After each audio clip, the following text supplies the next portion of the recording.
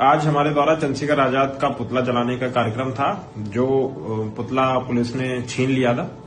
हम सभी महापुरुषों का सम्मान करते हैं, अम्बेडकर जी का भी सम्मान करते हैं। ग्वालियर में सामाजिक समरसता बनी रहे, भाईचारा बना रहे, ऐसा हम सभी का प्रयास है। धन्यवाद।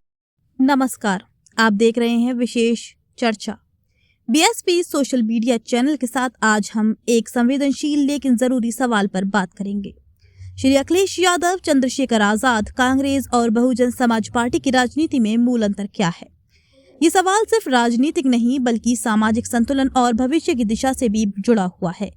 राजनीतिक विश्लेषकों का मानना है कि पिछले कुछ वर्षों में समाज को अलग अलग वर्गों में बांटने की कोशिशें हुई हैं। सबसे पहली बात करते हैं अखिलेश यादव की। आरोप यह है कि एक समय दलित बनाम ठाकुर की राजनीति को हवा देने की कोशिश हुई, लेकिन जब समाज के बुद्धिजीवियों ने इसे नकार दिया तो ये मुद्दा धीरे धीरे राजनीतिक एजेंडे से गायब हो गया। इसके बाद चर्चा आती है चंद्रशेखर आजाद, कांग्रेस और उनके सहयोगी संगठनों की। मध्य प्रदेश जैसे राज्यों में दलित बनाम ब्राह्मण का नैरेटिव खड़ा करने के आरोप लगे। विशेषज्ञ कहते हैं कि जब हालात गंभीर हुए तो बड़े राजनीतिक दल पीछे हट गए और जमीनी स्तर पर अकेले युवा संघर्ष में फंसते चले गए। सबसे बड़ा सामाजिक नुकसान किसे हुआ? कुछ आंकड़े चौंकाने वाले हैं।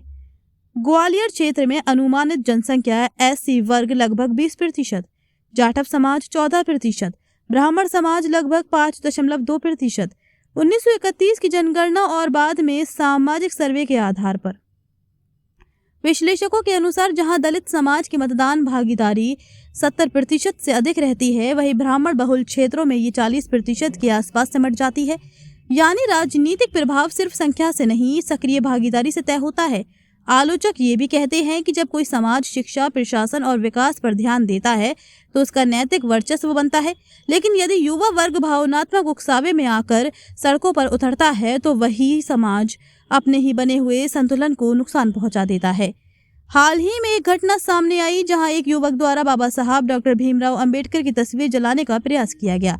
मामले में बसपा सांसद के एक ट्वीट के बाद प्रशासन ने तत्काल कार्रवाई की और कुछ ही घंटों में आरोपी को सार्वजनिक रूप से माफी मांगनी पड़ी। ये दिखाता है कि सत्ता का उपयोग शोर के लिए नहीं बल्कि न्याय और नियंत्रण के लिए होना चाहिए। राजनीतिक जानकारों का मानना है कि वास्तविक राजनीति वही है जो समाज को टकराव नहीं, संविधान, कानून और संगठन के रास्ते आगे बढ़ाए। यही वजह है कि बहुजन समाज पार्टी और बहन मायावती की राजनीति को शांत, अनुशासित और प्रशासनिक दबाव की राजनीति कहा जाता है। आज के लिए बस इतना ही। आपकी राय क्या है? राजनीति संघर्ष से बदलेगी या समझ से?